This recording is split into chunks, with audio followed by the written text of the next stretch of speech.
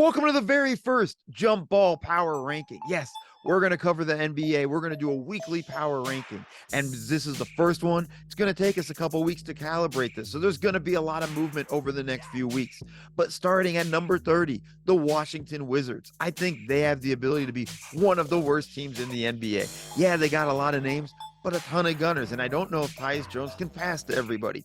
Jordan Poole went off in a preseason game against the Knicks, but I think he's going to put up huge numbers. That's not going to result in a lot of wins. Coming in at 29, the Detroit Pistons. I think this team has a lot of talent, a lot of youth. I think Cade Cunningham's poised for a leap, but I don't know if this team is going to win a lot of games. They don't have a lot of shooting. I think they might move Bojan Bogdanovic at the trade deadline. So it's just an interesting team to keep an eye on. We'll see how they roll through. At 28, the Houston Rockets. This is more of a culture-setting year for them and Ime Udoka as it's its first season. Yes, they brought in Dylan Brooks and Fred VanVleet. I don't know if those guys really jump your team that much forward, especially when most of these young guys who have been in the NBA have not had a lot of structure over the past few seasons. At 27, I have the Portland Trailblazers. They made a big move trading Damian Lillard, got DeAndre Ayton, and a whole lot back in that trade. They're making a lot of different moves. I think they're going to continue to wheel and deal as we see what's going to happen with Malcolm Brogdon. But with Ayton, I think he's going to put up a ton of numbers as he's able to spread his wings. Not going to result in a lot of wins. The future, though, is very bright with Scoot Henderson and Shaedon Sharpe. At 26, the San Antonio Spurs, and it's the Victor Wembanyama show. We've seen it all through preseason. He's blocking shots, getting easy buckets. I mean, this kid's all freak. Probably going to be Rookie of the Year. At 25 is the Charlotte Hornets. They had one of the worst offenses last year, and it makes sense. LaMelo Ball missed most of the season. Gordon Hayward missed a ton of time. Terry Rozier had a down season, but I think even having all of these guys back isn't going to help them win a whole lot of games. Even Brandon Miller, the second pick in the draft, might not be able to do enough to lift this team up. I feel like this is one of those teams that's all style, no substance. 24, we have the Orlando Magic, and I'm very high on this team. Paolo Banchero coming off his Rookie of the Year run. You have Franz Wagner, who's potential most improved player. I think those two play extremely well together. This is one of my favorite landing spots for Malcolm Brogdon, because I think if they get a point guard, they can be knocking on the door for the play-in tournament. At 23 is the Chicago Bulls, and this is just a tough one. I think they're better than the 23rd team in the NBA, but I don't see their future. I don't know what they're going to do with Zach LaVine or DeMar DeRozan. I think those guys can be had for the right price. I don't feel like this team is going to make a massive leap. I think at most they're a play-in team. At 22 is the Toronto Raptors. They had a tough season last year, and I don't feel it being any different this year. They had a ton of distractions. Fred VanVleet's potential free agency. Well, this year, they're going to have to deal with OG Anunoby's potential free agency, and a lot of teams are going to call to see if they can pry him away again.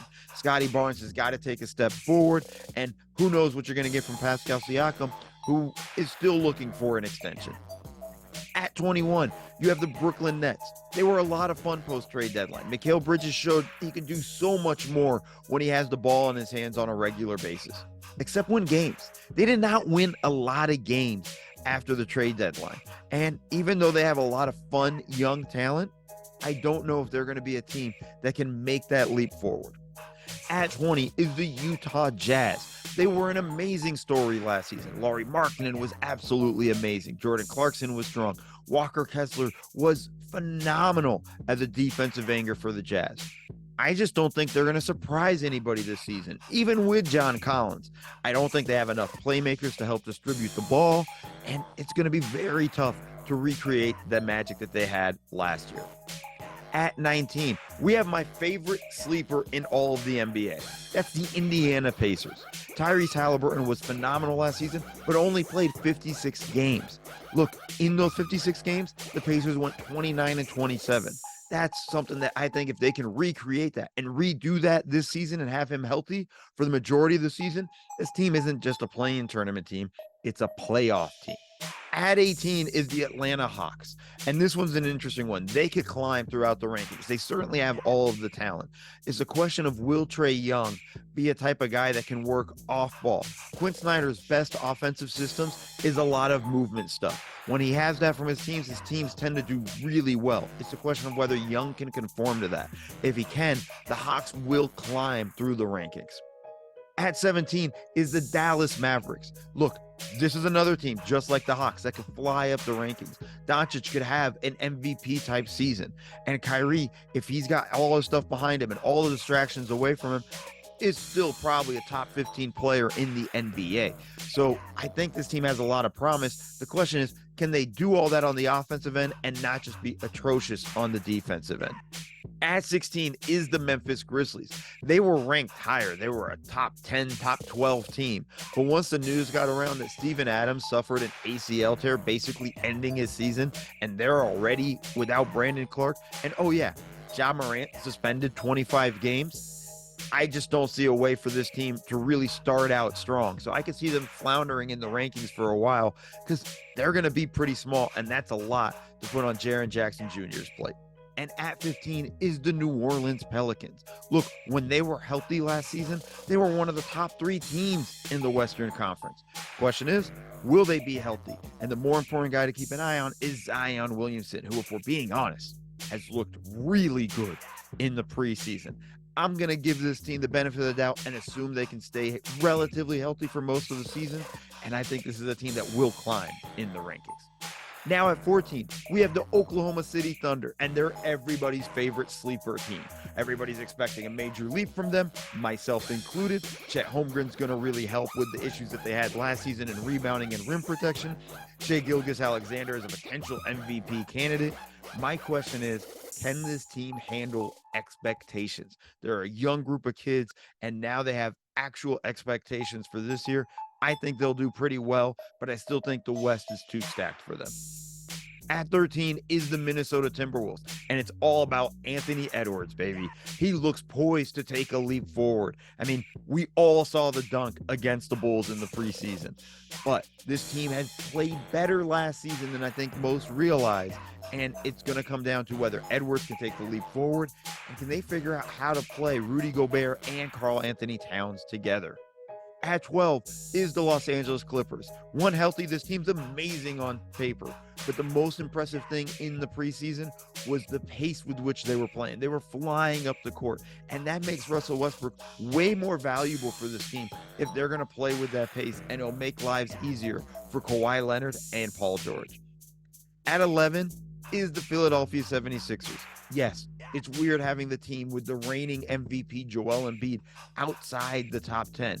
But we simply do not know what's going to happen with James Harden. We have no idea when he's going to show up, if he's going to play games, and how that whole trade demand situation is going to play out. So you just can't put them in the top 10 without having those questions answered. At 10 is the Sacramento Kings, who finally broke their playoff drought last season and are hoping to have continued success.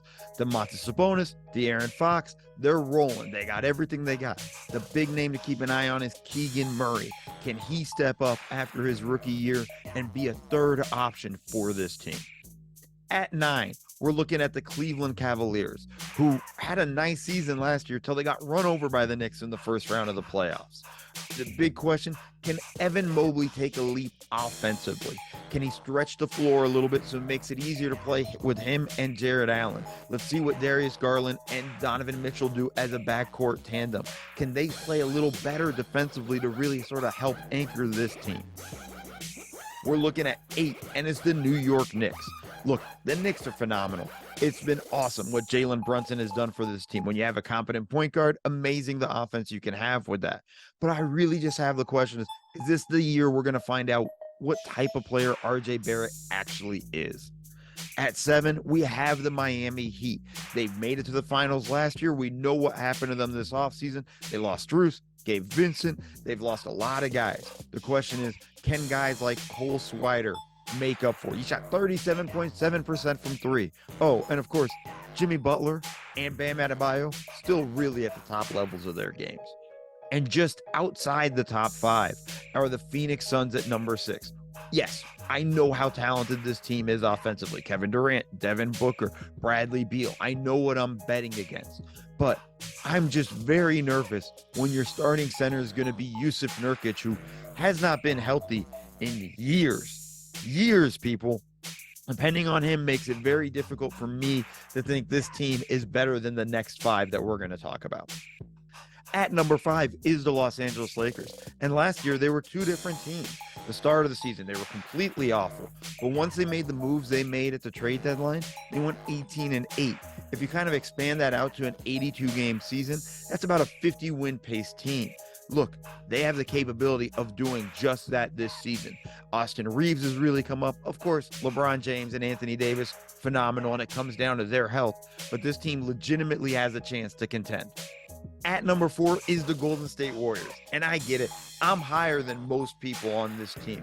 I just think they got everything they need. Steph Curry's ready to roll. I think Klay Thompson is fighting for a new contract, and I think he's going to come out strong. Draymond Green, when healthy, is still one of the best defensive players we've ever seen in the NBA. I think Chris Paul coming off the bench really helps them. Andrew Wiggins is extremely important, and he missed a large chunk of the season last year. The guy to watch, though, is Jonathan Kuminga. I think he's poised for a leap, and I think this team is going to have a real shot at winning the championship.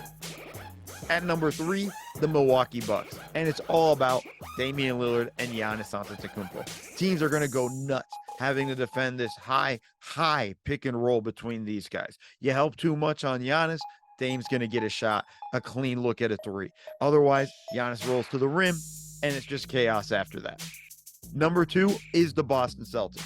I think they have the chance to be the best defensive team in the NBA. Now that they have Drew Holiday, I think they're going to be able to do so many different things defensively. They have unbelievable rim protection from Kristaps Porzingis.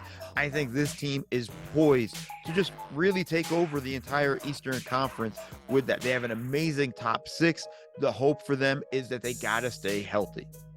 And number 1 is the Denver Nuggets. They're the defending champs. They have Nikola Jokic, who's still the best player in basketball. There's no question about that. I think Jamal Murray finally makes a run and is an all-star this year and probably makes an all-NBA team if he stays healthy. They're the champs. They're the clear number 1. Thanks for watching the very first Jump Ball NBA Power Rankings. We're going to do this on a weekly basis. We may not cover every team. We might play with the format and whatnot, but stay with us here on our YouTube channel and have a good one.